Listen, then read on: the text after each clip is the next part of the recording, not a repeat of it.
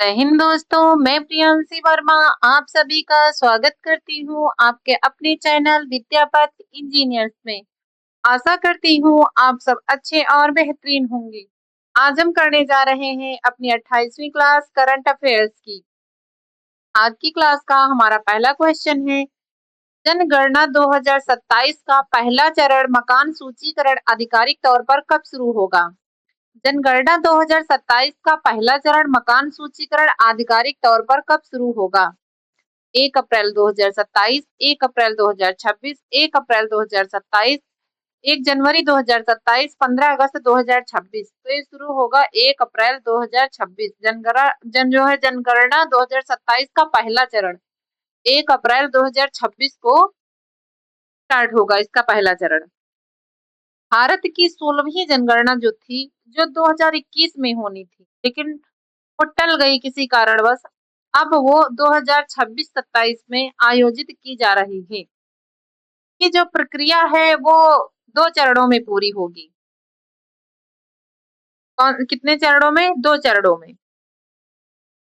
पहला चरण होगा 1 अप्रैल 2026 से शुरू, सितंबर 2026 तक चलेगा और दूसरा चरण फरवरी 2027 में आयोजित किया जाएगा। Next, India skills national competition 2025-26 कहाँ आयोजित किया जाएगा? ये आयोजित किया जाएगा ग्रेटर नोएडा में। कहाँ किया जाएगा? ग्रेटर नोएडा में आयोजित किया जाएगा। कौन से स्थान पर? India expo centre and mart, India expo centre and mart greater Noida में आयोजित किया जाएगा। कब? 30 मार्च से 1 अप्रैल 2026 के बीच आयोजित की गई है ये डेट। आयोजक यह कौशल विकास और उद्यमिता मंत्रालय एमएसडीई और राष्ट्रीय कौशल विकास निगम एनएसडीसी की एक पहल है। इसका उद्देश्य क्या है? यह राष्ट्रीय स्तर की जो प्रतियोगिता का लक्ष्य भारत के युवाओं को शामिल करना है, जो फ्रांस के लियोन में होने वाली वर्ल्ड स्किल 2026 प्रतियोगिता में देश का प्रतिनिधित्व करेंगे। इसका प्रतिनिधित्व कौन करेगा? फ्रांस के लियोन में ये हो रही है और वर्ल्ड स्किल्स 2026 प्रतियोगिता में देश का प्रतिनिधित्व होगा। नेक्स्ट, भारत नेवी द्वारा IMEX TTX 2026 का आयोजन कहाँ किया गया है? तो ये किया गया है कोची में। कहाँ किया गया है? केरल के कोची में। भारतीय नौसेना ने कोची केरल में समुद्री युद्ध केंद्र maritime warfare centre IMEX TTX 2026 अभ्यास का आयोजन किया है। इसका उद्देश्य है हिंद सागर जो महासागर है उसके क्षेत्र IOR में समुद्री सुरक्षा चुनौतियों से निपटने के लिए सदस्य देशों के बीच समन्वय, सूचना साझाकरण और निर्णय लेने की क्षमता को बेहतर बनाना है। नेक्स्ट, पीएम नरेंद्र मोदी द्वारा सम्राट संपत्ति संग्रहालय का उद्घाटन किस राज्य में किया जाएगा? तो ये किया जाएगा गुजरात में। कहाँ किया जाएगा? गुजरात में। पीएम नरेंद्र मोदी द्वारा सम्राट संपत्ति संग्रहालय का उद्घाटन गुजरात में किया जाएगा। प्रधान नरेंद्र मोदी ने हाल ही में मार्च 2026 में गुजरात के अहमदाबाद में साबरमती में सम्राट संपत्ति संग्रहालय का उद्घाटन किया है। इसका क्या महत्व है? यह संग्रहालय जो है जैन सम्राट संपत्ति के जीवन और उनके द्वारा भारतीय संस्कृति व जैन धर्म के प्रचार प्रसार में योगदान को समर्पित करता है। नेक्स्ट, सरकार ने प्राइड ऑफ हिल्स योजना के तहत नागालैंड को कितनी राशि आवंटित की है? तो ये कितनी राशि आवंटित की है? 3,880 करोड़, 3880 करोड़। योजना का नाम क्या है? Pride of hills. योजना का नाम है प्राइड ऑफ हिल्स। यह पहाड़ी राज्यों का गौरव विशेष विकास सहायता योजना। इसका उद्देश्य क्या है? तो जो धनराशि का उद्देश्य है वो नागालैंड में बुनियादी ढांचे का विकास करना और राज्य की आर्थिक स्थिति को मजबूत करना। नेक्स्ट, संसदीय प्रक्रिया के माध्यम से म्यांमार के राष्ट्रपति के रूप में किसे नामित किया गया है? मिन ऑन्ग हलिंग, आंग सान सू की, मिंटिसवे, ये विन ऊ। तो है मिंटिसवे। कौन है? मिंटिसवे। ऑप्शन नंबर सी। 1 फरवरी 2021 को म्यांमार में हुए सैन्य तख्तापलट के बाद उपराष्ट्रपति मिंटवे को सेना द्वारा कार्यवाहक राष्ट्रपति के रूप में नामित किया गया था। उन्होंने तुरंत देश में 1 साल के लिए आपातकाल की घोषणा की थी। कितने साल के लिए? 1 साल के लिए आपातकाल की घोषणा की थी। वर्ल्ड आर्चरी द्वारा para Archer of the year 2025 किसे चुना गया है? तो चुना गया है शीतला देवी को। किसको चुना गया है? शीतला देवी को। ये भारत की एक बहुत ही प्रसिद्ध पैरा तीरंदाजी हैं, जो बिना हाथों के तीरंदाजी करने के लिए जानी जाती हैं। नेक्स्ट, CCRAS ने आयुर्वेद अनुसंधान को 13 भाषाओं में सुलभ बनाने के लिए किस AI प्लेटफॉर्म के साथ समझौता ज्ञापन पर हस्ताक्षर किए हैं? तय किया गया है अनुवादनी AI। किस पे किया गया है? अनुवादनी AI। CCRAS केंद्रीय आयुर्वेदिक विज्ञान अनुसंधान परिषद, आयुष मंत्रालय के तहत आने वाली इस संस्था ने आयुर्वेद वैज्ञानिक ज्ञान को भाषाई बाधाओं से मुक्त करने के लिए यह कदम उठाया है। नेक्स्ट, गति शक्ति विश्वविद्यालय GSV ने हाल ही में विमान रखरखाव में सुधार और रोजगार सृजित करने के लिए किस संस्था के साथ एक समझौते पर हस्ताक्षर किए हैं? तय किया है नागर विमानन महानिदेशालय, DG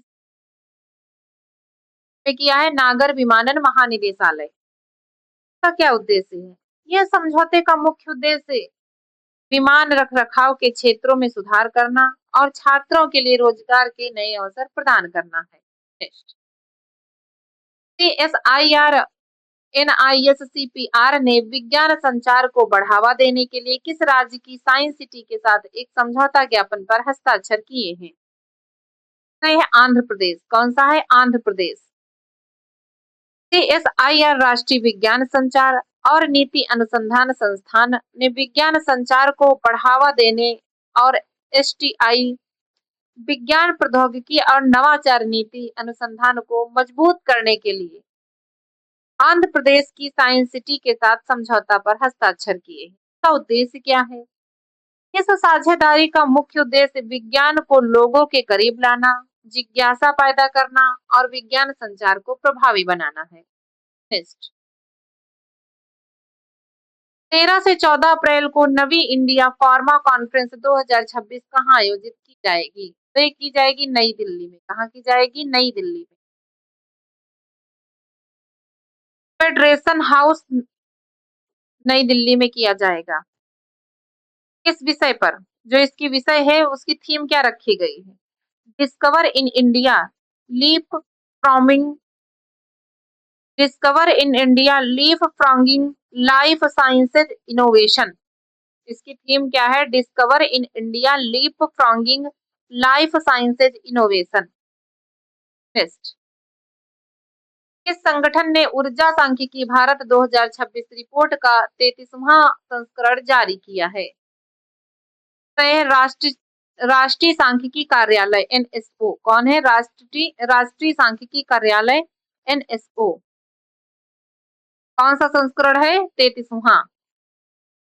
का उद्देश्य क्या है? यह रिपोर्ट भारत के ऊर्जा क्षेत्र, कोयला, कच्चा तेल, प्राकृतिक गैस, बिजली और नवीकरणीय ऊर्जा से संबंधित डेटा का एक व्यापार संग्रह प्रदान करती है। Next, Spanish para badminton international 2026 में पुरुषों की एकल SL3 श्रेणी में भारत के लिए स्वर्ण पदक किसने जीता? सुकांत कदम, कृष्णा नागर, प्रमोद भगत, सुहास यतिराज। तो ये प्रमोद भगत। कौन है? प्रमोद भगत। ऑप्शन नंबर सी।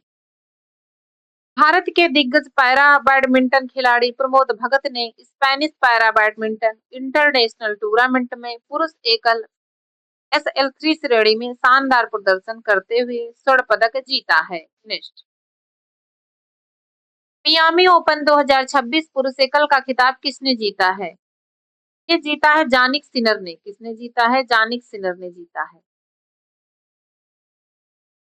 यानिक सिनर ने फाइनल मैच में जिरी लेहका को 6-4 के सीधे सेटों में मात दी है। ये कहाँ के रहने वाले थे? इटली के थे। जो जनिक सिनर है ये इटली के थे। नेक्स्ट, MiG-29 बेड़े में ASRAM किस पुरानी मिसाइल प्रणाली की जगह लेगी? ये लेगी R-73 की। और किसकी लेगी? R-73। जो ASRAM की खासियत है वह है एक की जो ए चौथी पीढ़ी की यूरोपीय मिसाइल है। यह एक चौथी पीढ़ी की यूरोपीय मिसाइल है।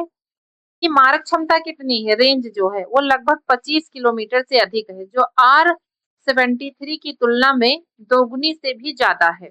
इसका उपयोग कब होता है? इसे पहले से ही भारतीय वायुसेना के तेजस और जगुआर विमानों में शामिल किया जा चुका है। सुरक्षा चिंताओं के कारण भारत 1 अप्रैल 2026 में किस देश को सीसीटीवी कैमरा कंपनियों पर प्रतिबंध लगा रहा है? तो ये चीन। कौन सा है? चीन है। भारत सरकार ने यह निर्णय राष्ट्रीय सुरक्षा और डेटा चोरी के जोखिम को कम करने के लिए लिया है। ऐसी चिंताएं थी कि इन कैमरों के माध्यम से संवेदनशील डेटा विदेशी सर्वरों पर भेजा जा सकता है। नेक्स्ट, उष्णकटिबंधीय चक्रवात नारेले ने हाल ही में किस देश को प्रभावित किया है? तय किया है ऑस्ट्रेलिया को। किस देश को किया है? ऑस्ट्रेलिया को प्रभावित किया है। चक्रवात का नाम क्या है? उष्णकटिबंधीय चक्रवात नारेले से प्रभावित देश ऑस्ट्रेलिया है। यह घटना मार्च 2026 के अंत में शक्तिशाली श्रेणी के चक्रवात नारेले ने पश्चिमी ऑस्ट्रेलिया के तट पर एक्समाउथ के पास दस्तक दी है। कितनी रफ्तार से था? जो चक्रवात था 260 किलोमीटर घंटा की रफ्तार से। टेस्ट, किस दिन हर हाल किस दिन हर साल अंतरराष्ट्रीय शून्य अपशिष्ट दिवस मनाया जाता है? ये मनाया जाता है 30 मार्च को।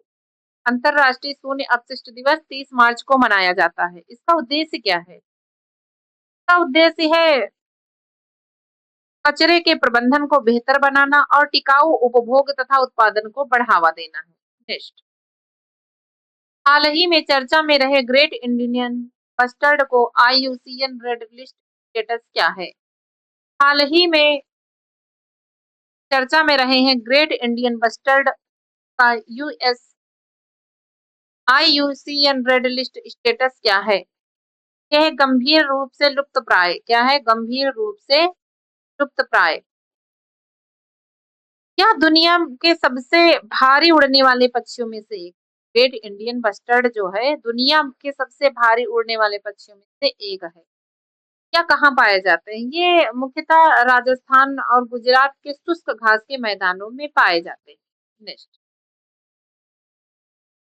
इस केंद्र को गहरे समुद्री जीवों के लिए भारत के राष्ट्रीय भंडार के रूप में नामित किया गया है। तो किया गया डीप ओशन मिशन। कौन सा? Deep ocean mission. इसका उद्देश्य क्या है?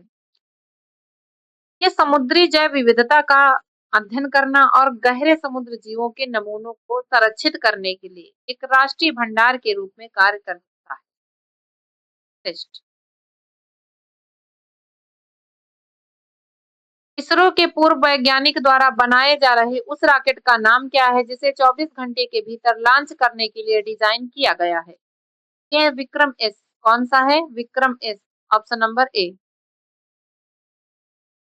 हैदराबाद में स्थित एक निजी स्टार्टअप स्काई रूट एरोस्पेस द्वारा विकसित किया गया है। आज के लिए बस इतना ही। मिलते हैं अपनी नेक्स्ट क्लास में। धन्यवाद।